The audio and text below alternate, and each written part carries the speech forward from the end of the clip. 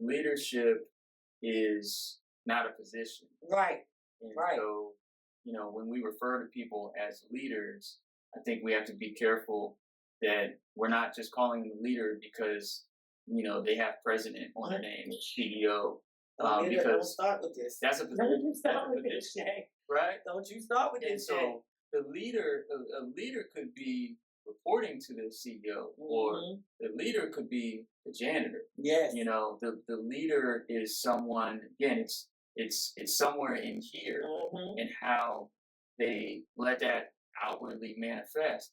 Winning mindset, Yeah. 2820. flawless living, made simple. Tierra Walker, Hustle and shine. What's up, Flawless family? Oh, it's so nice to see you, and thank you for joining us again on another episode of Winning Mindsets, Flawless Living Made Simple. Now, I met Jay, 3 or 4 years ago through Black Brand, and one thing that immediately stood out to me was his presence. He's calm, he's firm, and when he speaks, you just know he knows exactly what he's talking about.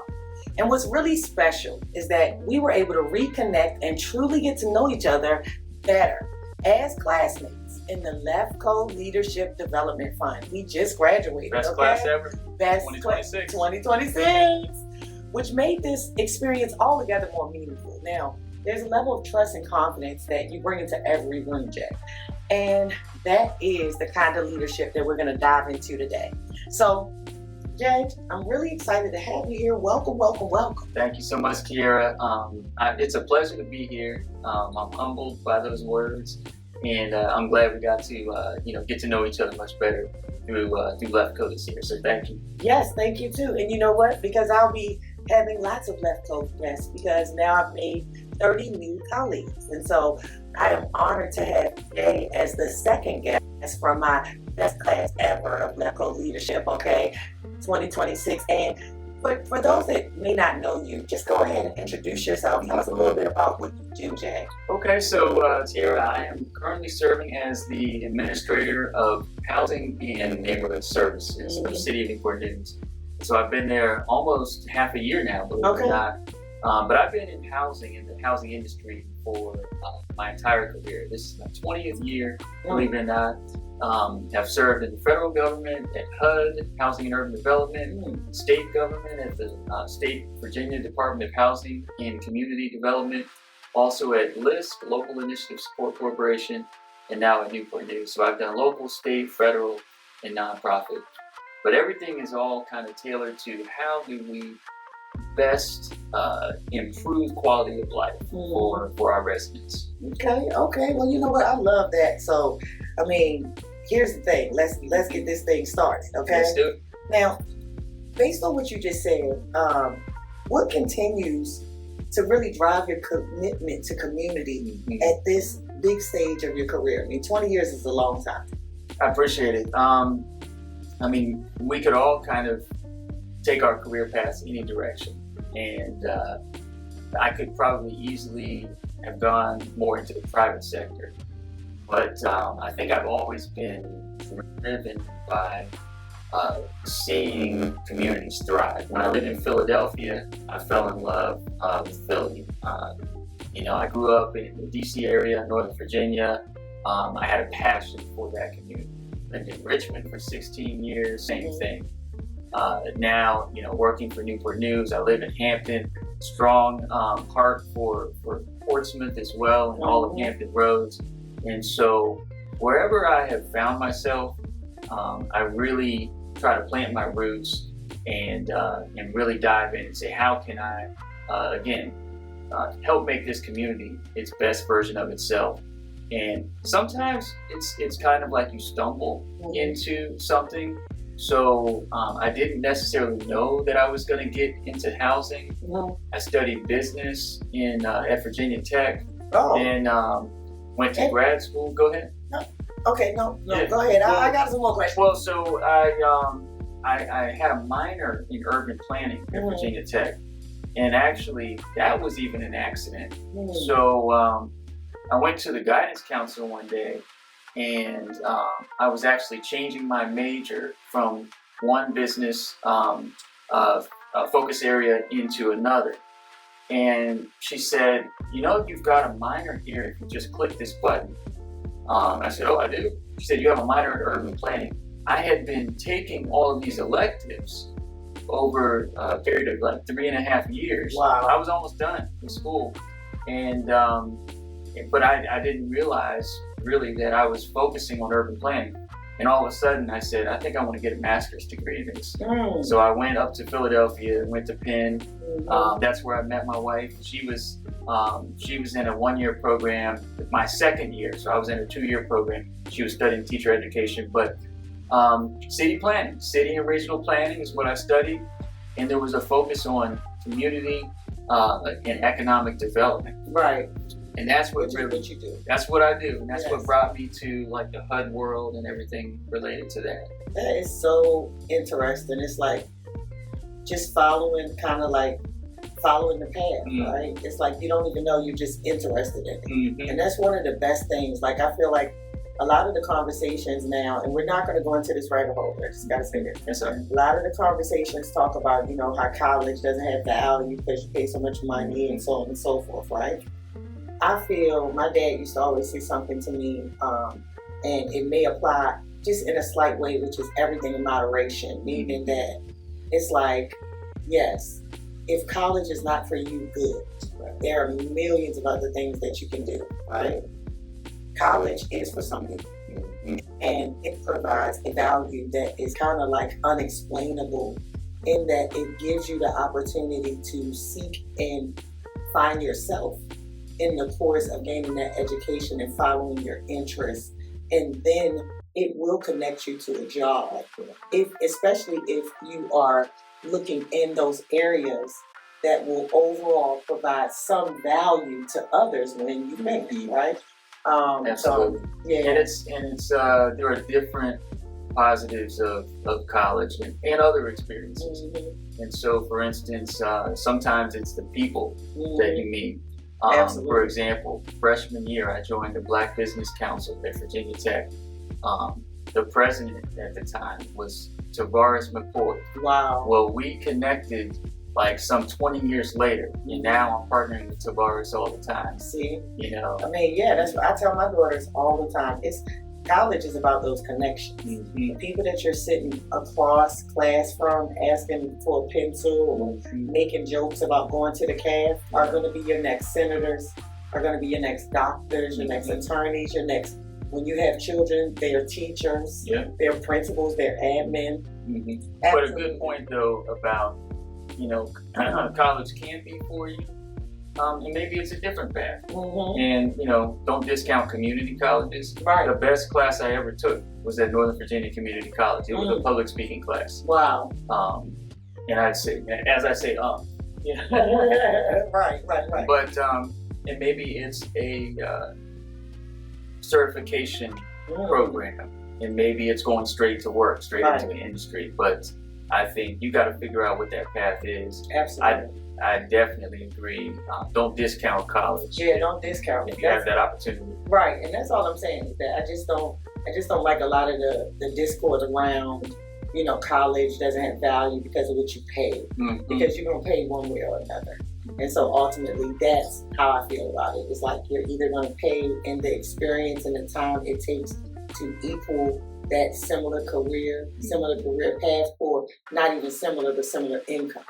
Right? So you're going to pay either way. And so I feel like, you got to decide where and how and what you're going to pay. But you're going to pay. Life costs. Life is a cost. So now, when you hear the word service, what does that truly mean to you? Not just professionally, but personally. Service, to me, comes from deep within. So it comes from the heart. It should even come from the soul. So, but it's more than that. So it's deep. I think true service has that origin, but then you got to put it to practice. And so it's not something that's just magical.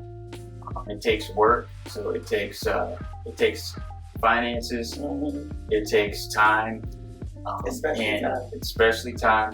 And I think what we see in this day and age is people don't want to put in the time, they don't want to put in the money, and people have less time and they have less money. That's true. And so I think service is increasingly at a premium. Yes. And so if you, like any organization you have, any activity you're holding, if you have folks that volunteer, that's a blessing.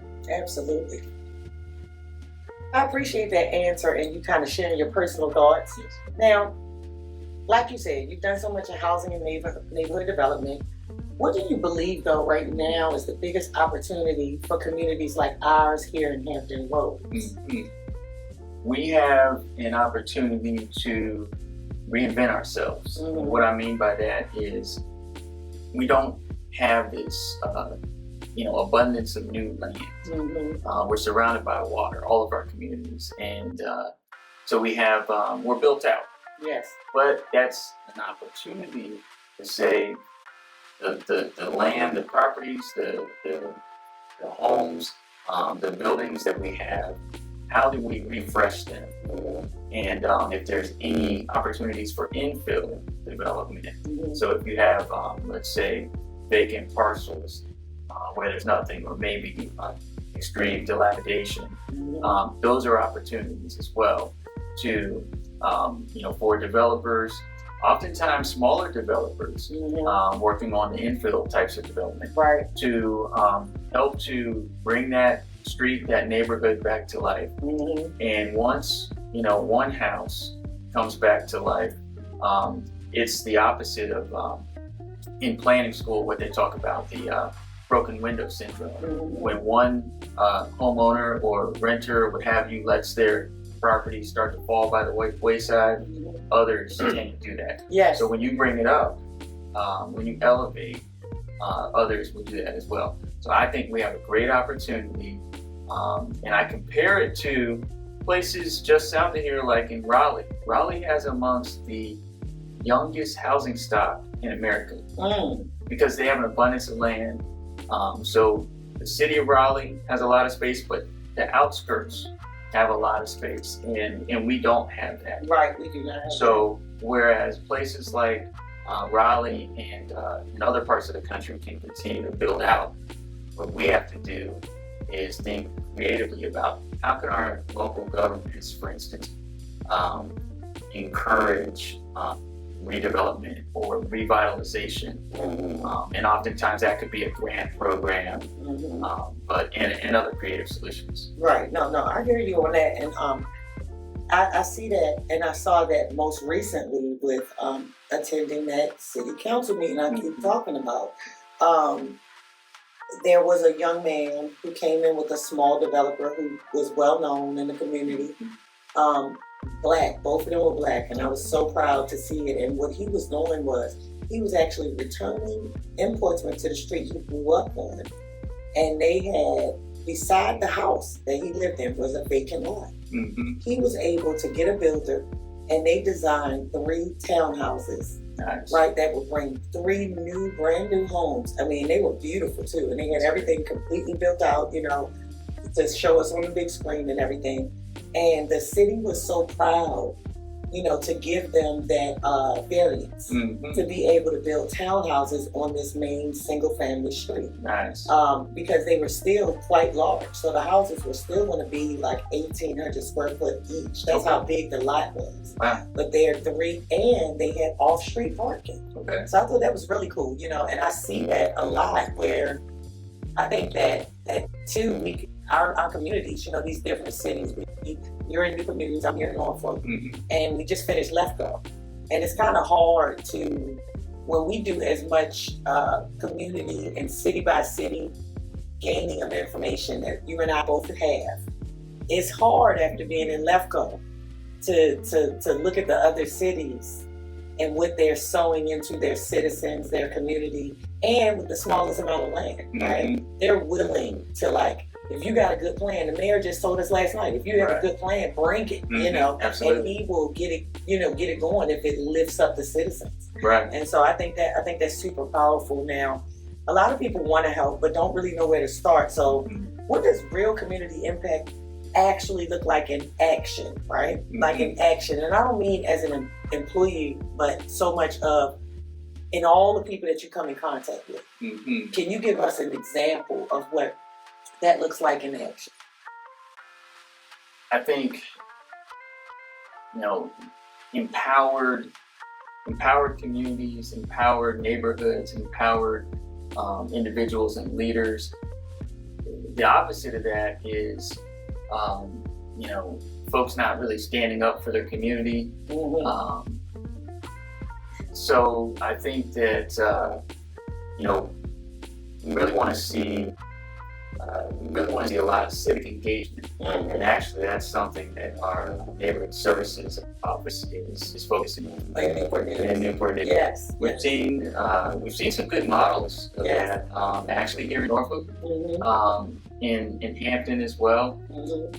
And basically when you have a lot of good civic engagement, doesn't mean everybody's going to agree. It actually can mean there are a lot of disagreements, but hopefully that can be done in a civil manner. Yes. But when you have civic engagement, people tend to take more pride in their neighborhood, Absolutely. in their street, in their community as a whole. And so I think success is that neighborhood. I'm just giving one kind of example. Yes, where for a neighborhood takes ownership in an initiative or in something, and it could be, sometimes it's the community standing up against something. Sometimes it's the community saying, hey, we need this service here, and or services are lacking here. But ideally it's them speaking up and bringing something positive in helping that community to thrive. Absolutely. No, that is strong. That is strong. Now, here's a good one. Okay. Now, you have led at high levels for a very long time. How have you learned to balance being decisive while still leading in a way that serves the community? Okay. Right? Right. Well, I'm always learning. Okay. So I'm going to continue to learn. Actually, my wife was just saying yesterday that you're a lifelong learner, and so are you. Yes. Going through the program, yes. the program is an example. But I would say, Snap, you're gonna need to repeat that question. Okay, no worries. Listen, I had it and then I lost it. I know, but you thought about that beautiful wife. Yeah. And so, And it made me live. I'm telling you, because your wife is beautiful and a pleasure. You. So it was. Did you get to meet her? No, I didn't. You guys were kind of moving around, and we stayed a little longer. Yeah. So I didn't actually get to meet her, but I did see you guys over there. Gotcha. A beautiful couple, and so I'm sure that was a distraction. This is a shout out to you, Mrs. Grant, and she is a beautiful woman. So now I said you've led at high levels for a long time. How have you learned to balance being decisive while leading in a way that serves the community as well? So there are always parameters. Yes. So I've continually learned to figure out what those parameters are. Figure out within those parameters how much flexibility, how much autonomy do I have? Yes. Or does my department or division have? What are the politics? Internal politics, external. Yes. Little p politics and big P politics, all of that. And so I think increasingly you learn how to do that faster, and it's almost an unconscious thought process. Yes. So it's not like I'm sitting there and like with the matrix and checking all these boxes. Right. Maybe sometimes for a big decision it can be like that, but I think oftentimes it's just how you move, and it's just it becomes almost natural. Don't live in fear. And so you said that one. Look, you're gonna be wrong sometimes. Yes. You're gonna be off, and then you take credit for the successes, and then and the mistakes, and just be willing to admit it and keep rolling. Right. And what I've learned to do also is if I fall, not if, but when, get back up immediately, you brush it off and keep moving. Yeah, no, seriously. And let me say this. First of all, I'm so happy to have you on the show. Like I said at the beginning, it's something about, like you said, you being a lifelong learner. When you speak and you're making your points, you can tell that there is a thoughtfulness there that comes from a wealth of information, right? And so I just appreciate that. That's why I told you, when we were in class, I said, look, I gotta have you on the show. So I'm really honored. I just wanted to just jump in and say that. So now, it's so funny what you just said, because my next question is, what's a leadership lesson that you learned the hard way that shaped who you are today? So does it have to be something from my leadership, or can it be from any? It can be from any leadership, and here's why. Okay. Because another thing, I always go back to what my dad said to me, and he used to tell me, and he passed when I was in high school, so I learned a lot from him, things that I still carry. And one of the things he said was, wisdom is watching others and knowing what to do, and most importantly, what not to do. Yeah, amen. And so please share it with us. Go ahead, we ready for it. I think what you just said is crucial.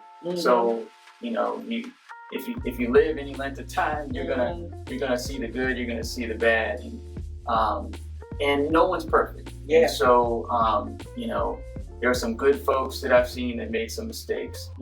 Some folks that maybe weren't as good, but actually I learned some really positive things from. And so one lesson is, in observing leadership for me has been to take the good, leave the bad, but not be surprised that maybe, something really good comes from someone that is less than good. And what I mean by that is just operate in a way that you treat everybody the way you want to be treated, while at the same time not discounting even folks that maybe others are discounting. But yes, I've learned a lot of what not to do, and definitely for myself, if or when I ever become a leader, that I would, work my hardest to treat everyone the way I want to be treated. That's a huge, and I think that gives, that kind of allows others to give me more grace than normal. And when you get that grace, because you're treating folks well, you're going to now have the ability to make some bold moves. And when you make bold moves, you're prone to make mistakes, but you're prone to be forgiven because you treated folks the right way. Oh no, you better say that. People will go far if they like it. That likability is a thing. Likability is a real thing, and as a person that knows both sides of that experience, being liked and being not liked, right?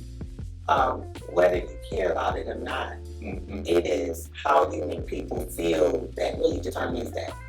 And what I mean by that is that I know, like, with a personality like mine, I'm very decisive. We're very similar. We're going to get into that. And I'm very decisive, and I make decisions quite quick. I weigh the pros and cons, and then I'm gone, because I'm not a waiter. I'm a walker. That's why my name is City of Newport. You know what I'm saying? So that's how I move, and I know that sometimes that can rub people the wrong way, because once we've discussed it, I always think in my mind, everybody can think, and then we're going to collectively, make this decision or make something happen. And I've seen it happen where I've had to step in and say, hey, let's make a decision, However, what I know from just that experience or just that example is that if you treat people kind and you treat people well, Mm-hmm. then when you are stepping into that leadership role or stepping into that moment of decisiveness where somebody's got to do something, Right. you don't lose that. It's because you respect people and For you treat example. people with love and respect. Exactly. And for example, let's say on a micro level, you're leading a meeting Mm-hmm. and you've got an hour. Mm-hmm. Everyone, and this happens everywhere. Yes. People want to go on about a certain subject, Yes. and you're trying to keep that meeting on track. Yes. Do it out of love, and everyone's going to thank you for it, Right. even though they wanted to keep talking. Even though they wanted to keep talking, because when they realized that they're leaving in an hour instead of an hour and a half because Mr. Jones wanted to talk about the dog that got out down the street, Mhm. right? That is a blessing. And Mhm. people continue to respect you because you respected them, right? Yep. So I definitely agree with that. Now, going through Left Go Together, what was one moment or lesson that really shifted Mhm. how you see leadership? Wow. And I know it was a lot. It was I a would lot. say it, first of all, the classes were all wonderful. Yes, So yes. there were so many lessons there. So many lessons. But the lesson I think that was probably most personal to all of us was our group project. Yeah. And I know, I had to take, I had a couple of trips in between. So I think I missed the meeting Yes. where it got kind of tense. Yes. And I wish I had been there for that, but I still got the lesson. Right. So to me, the lesson was, that one of the lessons is perfection is the enemy of progress.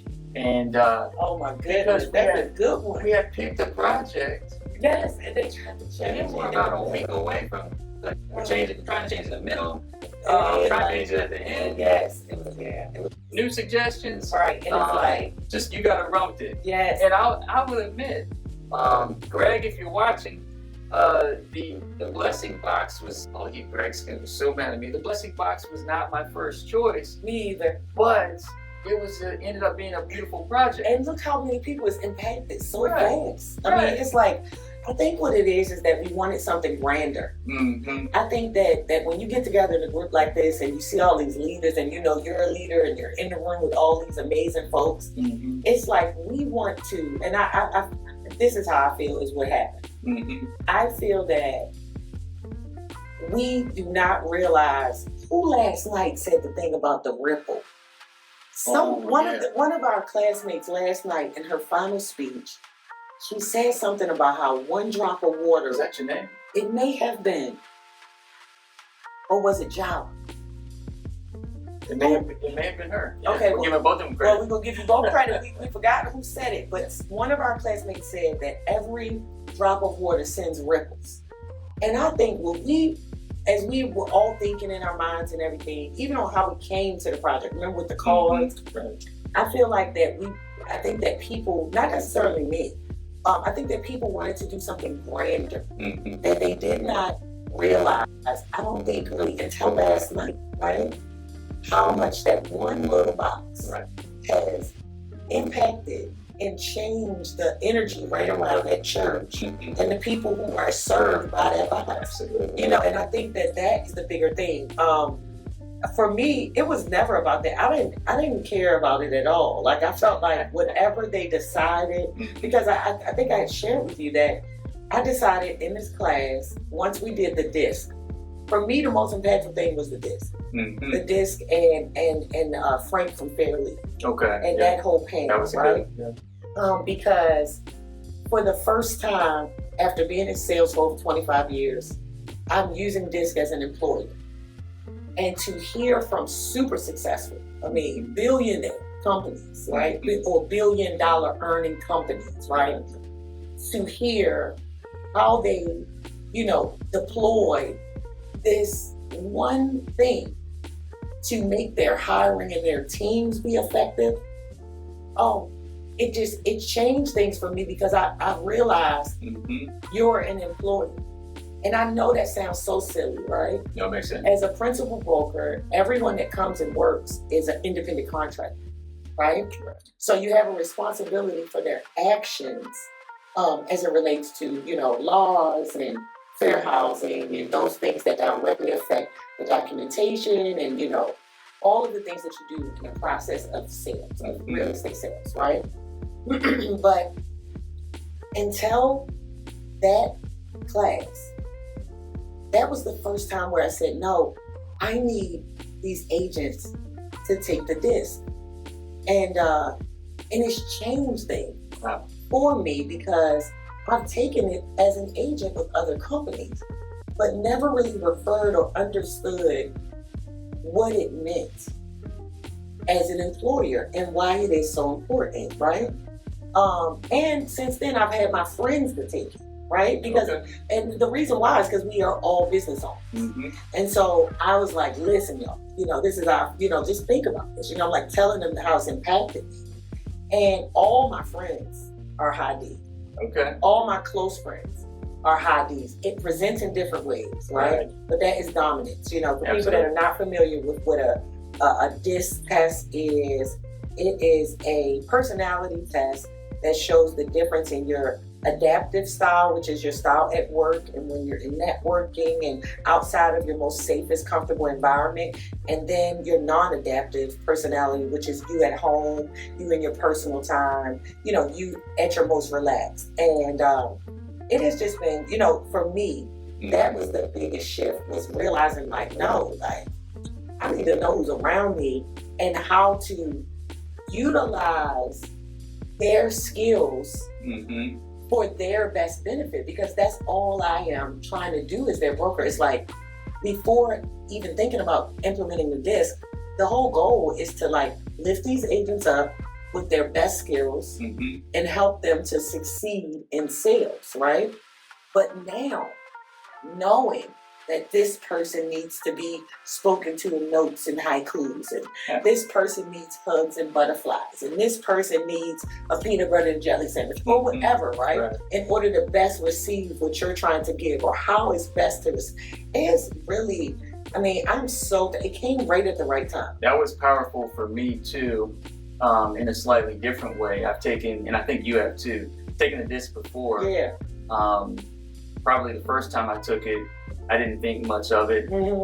I said, I could have, it could have went a different way if I was feeling different. That was my mindset. Right. But this time, I think I took it most seriously, and it showed my professional life was very aligned with my personal life, and I said that to Patrick, the facilitator, and it was Owen, I guess, was facilitating that class, and he kind of validated that by saying, it could be, it's that, but it's also, you are, more aligning what you do with who you are too. But either way or both ways, I feel very aligned with my passion. My passion is aligned with what I'm actually doing. It's become one and the same. And so I don't have to be fake anywhere. Right. No, and that's really, really good, because I didn't think about that. But yeah, mine is pretty similar too. But I just think, for me, I know it is because I just have always taken the risk to do what I wanted to do. And I have failed a lot. You know what I'm saying? I failed a lot, but I've been consistent and resilient. That's good. And just saying, I'm a winner and I'm a winner. That's it. Every time I fall, I just say, well, I'm a winner, it's time to get up. I'll lay there for a second and then I'm up. I give myself that time to take a deep breath and then I'm up. I'm just, and I feel like, as I get older, I would think ideally people would want to be aligned with what they're doing for work, because I just always feel like the ancestors have already done so much. There is no point in me doing anything that I don't want to do. And that's just my personal mantra to myself. I'm just not going to work harder than I want to work. I'm just not going to, and not because I don't work hard. It's just because they've done it. They've done all the stuff. So everything I expected to go well. So when it doesn't, I am kind of surprised. But I just get on up. Get on up. Well, and on that note, and you said it, resiliency, that's a big theme that I got from LEFCO as well. And so Portsmouth itself is showing resiliency. Yes. It's on the come up. It is. it's amazing what I'm it's so going to excited. look like, right? In 5 years or even Yes. less. Yes. You know, each person that stood up on all these panels, I think had stories of resiliency, whether it's organizational resiliency or personal resiliency. Mhm. And I think they were all encouraging, you know, for me on a personal level, but on a professional level too, with how we can, you know, help our businesses or help our organizations to Yes. to continue to thrive. Yeah, no, for sure. It was just awesome. Mm-hmm. Now, did this cohort affirm anything for you as a leader, or challenge you to grow in a new way? So I've been in, and I know you have too, been in leadership cohorts before. Mm-hmm. And like I said at the graduation yesterday, you know, I had been kind of putting off applying for LEFCO just Mhm. because life, Yes, busyness. But what I got from it that I didn't really foresee was just seeing each and every individual, seeing the uniqueness, seeing the leadership qualities Mhm. in, you know, each individual that maybe you didn't see before. And so I think similar to you, I said I'm gonna have a different approach Mhm. this time. Yes. You know, I'm gonna speak up when, you know, when I have the opportunity, but I'm gonna really hone in on my listening skills. Mhm. Mhm. And I think with listening skills, just all of the observational skills kind of step Yes. up a notch. That is so good, because I didn't realize that that's what I was saying, but I think that's what I was saying too. That's Is that I wanted to, because every time we talked about this, every time I go to a leadership cohort, which I love them, and I love learning, and I love being mentored, and I love having people that know more than me around, so that I can ask questions, because I don't know everything, and that's okay. You know what I'm saying? I really like that, and I think that even when I was saying like I didn't care with the project, it was not that I didn't care about the project. It's that when I came into the class and found out, and I think I shared this with you off camera, that me and you, out of 30 people, were the only people in the room that had that high D personality. Yeah. And the way he explained it with Trump and Jordan and all of that, It made you not want to be in that group. it's like, dang, you know, like I don't want to be, you know, seen as even leaning towards narcissism or to those lower energy sides of what that could show up as. Right. But also it happens in every cohort. So every cohort I've been in, we had to take something, Gallup strengths, the DISC, something, right? And what happens, what I've seen for myself is that I'll talk, you know, people will listen. And the next thing you know, I'm like a leader somehow. You know, like they're like, oh, Tiara, you know, or in one of the cohorts where all of the people would secretly, clandestinely, you know, come to me, you know, with things, you know. Right. And I was like, I'm not going to take this responsibility this time. I want to just learn and just sit there and just be a part of like everybody else, you know, like let me be, you know, basic.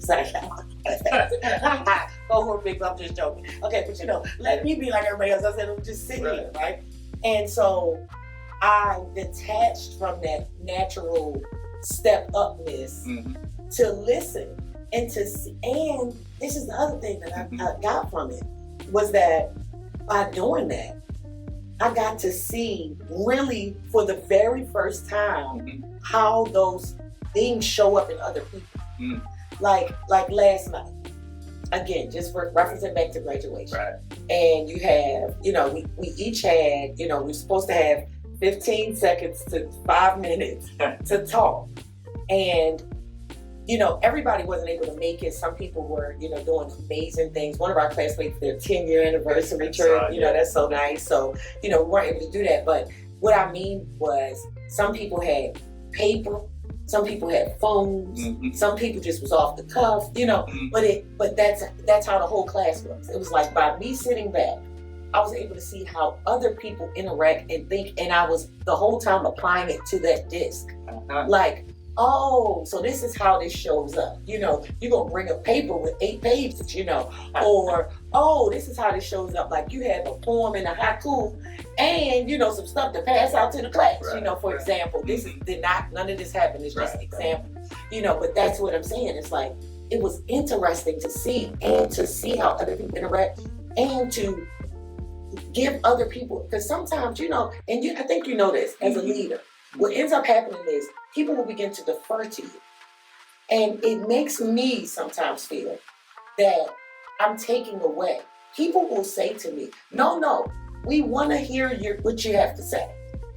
I want to, at this phase in my life, lift up others. That's the point of like this show. That's a form of leadership, though. Yeah, it's like I don't want to be, because I know, how like when you know you it, and not in an arrogant way. I'm saying like who you are. Like I know who I am at this phase of my life. Anything. Yes.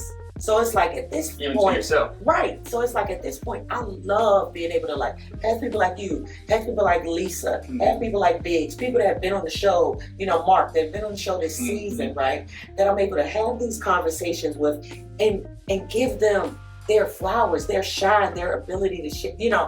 I don't want to every room. I feel like when I come in, it's like, and I'm thankful that I'm that. But sometimes But there's something natural too. For instance, I've never seen this where you had a graduation and they had the list in alphabetical order, and then they said, we're gonna just shuffle everything in, and lo and behold, Tierra Walker Holloway is the last speaker, so you got to close us all out. I thought that was pretty amazing. Yeah, no, I thought it was too, but that's what I'm saying, man. I feel like I selfishly, when I do these cohorts, it's so affirming to me.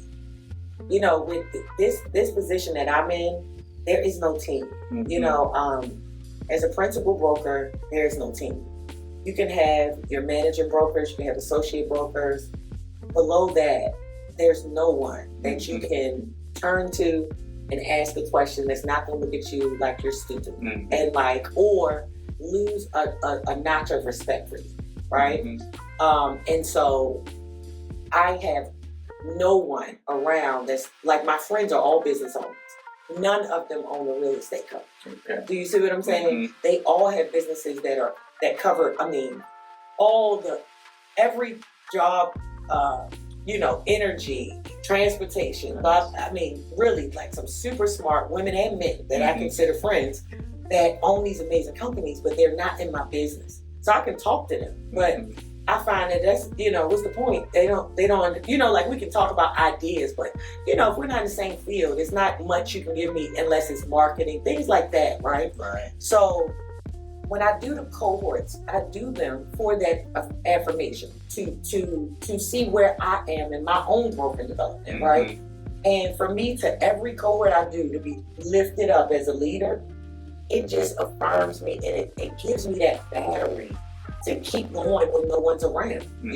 That's why I always tell people that I base everything in integrity, because that's what matters is when no one's around. We're in this class for 11, 12 weeks. The only people that sacrifice were our families, right? Especially considering it's at 6:30. I know for you, Dinner time, getting ready for school the next day. Right, but also being forward facing, you have appointments that are a little later too sometimes, right? But for the most part, there wasn't really a change in the job as much as your family, your wife, like you said, dinner time, homework, doing that stuff, and then you coming in at 9:30, 10, on the school night, what I'm saying? So those are the people that make the sacrifice. It's not public.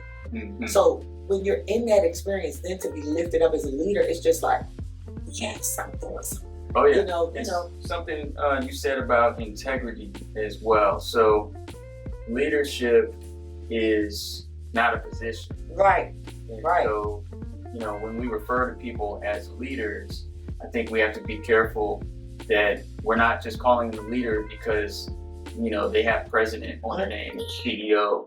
Because don't start with this. That's a position. Don't you start with this, Jay. Right? Don't you start with this, Jay. So a leader could be reporting to the CEO, or the leader could be the janitor. Yes. The leader is someone, again, it's somewhere in here and how they let that outwardly manifest. I just think that true leadership is something that it's earned. Mhm. It's it's something that people see in you, and you can have a nice title and be a leader, but the other thing is just that we shouldn't internalize Mhm. those titles too Yeah. much, because and I've something you asked me a little bit earlier in this discussion about something about lessons. I don't know what the question was, but essentially I have learned the hard way in certain instances, and last year was an example. I ended up, my office was closed. Mhm. I was unemployed for several months. Word. Oh yeah, and it's tough out there when you don't have employment. And what I learned was a lot. It really was humbling, Mhm. first of all. But I got up the very next day and said, I'm gonna get the payment. I'm gonna stay involved. I mean, there were people months into this that came to me and said, I just found out that you're not employed right now. You're like, I'm seeing you at all these functions, and I'm like, I was going to ribbon cuttings and things. I was still active and volunteering and all of that. Mhm. And everything worked out. Yes. And I got to where I needed to be. Absolutely. But again, the reason I say learn the hard way is don't let those titles get to your head. Yeah. Because titles are temporary, but your leadership is permanent. Right, and then another thing too is that I think not just the titles situation, right, Mm-hmm. but also just being defined by anything, Mhm. outside of who you are at core, Yes. right? Because that's the thing that separates you from others. Is who you are at core. Like you said, you were unemployed, nobody knew, and the reason they didn't know is because you kept showing up in service. So it ended up leveling the playing field on people that have a mindset of, I'm not going to make something happen. Mm-hmm. I've been having this conversation so much lately about people's feelings, Mm-hmm. and being sad or being anxious. And none of this is to invalidate this, but I just feel like that there's something about I figured out my generation is called the Zennial generation. So we're not Gen X and we're not millennials, Okay. that space that I was born in. Mhm. And it's like, it's just the mindset that, yes, I can be sad, I can be mad, I can be whatever, Mm-hmm. negative. But here's the thing, I'm just not going to stay there. The only difference between being sad and whatever is the next best feeling is a mindset. And I know we're not negating people that need medicine and things like that. Absolutely. I'm just saying that is the difference. That is why this show is called Winning Mindsets, is because he just revealed something to us that would crumple someone else, right? That would embarrass someone else. And he said no. He stayed resilient. He didn't even have a concern about whether he would get another job. It was just about when he would get another job. And it all worked out, right? And that's so dope. And I appreciate you being transparent and sharing that, because, those are private moments that we go through that the public doesn't see, the growth, the transitions we have to go through to continue being who we are, right? Absolutely. I think that is awesome. And you know what? That is why I want to ask you about your legacy. Okay. So when it's all said and done, what kind of impact do you want your work to have had on the communities you've served? Mm-hmm. Whether you're with a company, a city, Mm-hmm. or not, or federal or Right. not. I think mine is pretty simple. I try to keep life simple, and it has to do with, did I make the world a better place? Mm. And for me, at least at this juncture in my life, in my career, my world is not the whole world, but it's whatever I have some kind of influence Yes. over. And so I'm very obviously involved with Newport News, Yes. with the Hampton Roads region, Mm-hmm. and even to some degree Virginia. Mm-hmm. How can I, how can I help these places that I love so dearly become the best version of themselves? Yes. That iterates itself in many different ways. I have some pie in the sky goals. Yes. Like I would, and all you mayors of Hampton Roads, don't be mad, but I would love to see the 7 cities become 1 city. Mm-hmm. In my lifetime. I think the model is there. We've seen other places in America do this. Mm-hmm. We talk about collaboration, and we have great tools like what we learned about at LEFCO, the Hampton Roads Alliance playbook, Right. as an example of something that brings us together Yes. collaboratively for a common goal. That was a strong class. Very, very strong. Wow. I think there are, so things like that, I'd love to, and it's not about, did Tiara put her fingerprint there, or did Jay put his fingerprint Right. there? I think it's more about what is the value we all bring, like we talked about in our class. Everybody's got some kind of unique idea or mindset or leadership skills. So how did I improve that quality of life in Hampton Roads and housing? It's almost like housing chose me.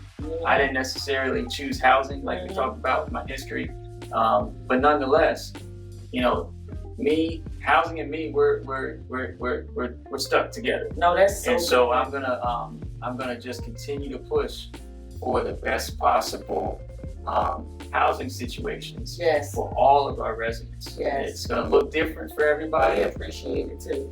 And I think and there will be other things, but I think that's where I am right now. No, that is really, really awesome, and I just appreciate that. And everybody, as you know, if this is your first time watching Winning Mindsets, or you're a repeat visitor, please like this episode and subscribe. We are on the road to 1,000 subscribers. Once I get monetized, y'all ain't gonna be able to tell me nothing, okay? I'm gonna be, we're gonna make it even more fancy. You see, we updated the set. Now, imagine what we're gonna be when we start getting some coins, okay? Send me some coins. So, but jokes aside, Jay's information, his contact information, and how to follow him on any socials, LinkedIn, will all be listed in the description box below if you'd like to connect with Jay.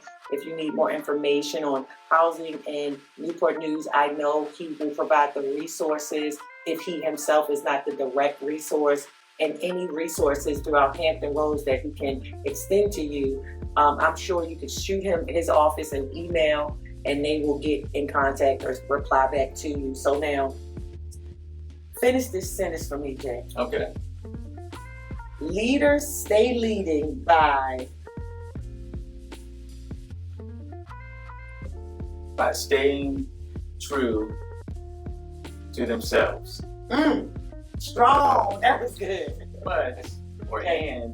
and, well, no, I'll go back to but, that's given that person's heart and mind and soul is in the right place. Yes. Oh yeah. You gotta say that. You're right. You're right about that. So but that should be a given. Yeah. Should be the key word. That should be a given. If your mind's in the right place, then just lead by being yourself. Absolutely. Keep on learning, and you're going to get to where you need to go, and you're going to be able to bring your company, your organization to where it needs to go. You know what, everybody? This is what leadership looks like, okay? Real impact, real service, real commitment to our community. And as always, leaders stay leading and winners stay winning. Thank you so much for joining us on this episode of Winning Mindsets, Flawless Living Made Simple. We will see you guys again next week. And thank you again, Jay, for joining me. Thank you so much. Round of applause for you. Appreciate it. Thank you so much. Bye.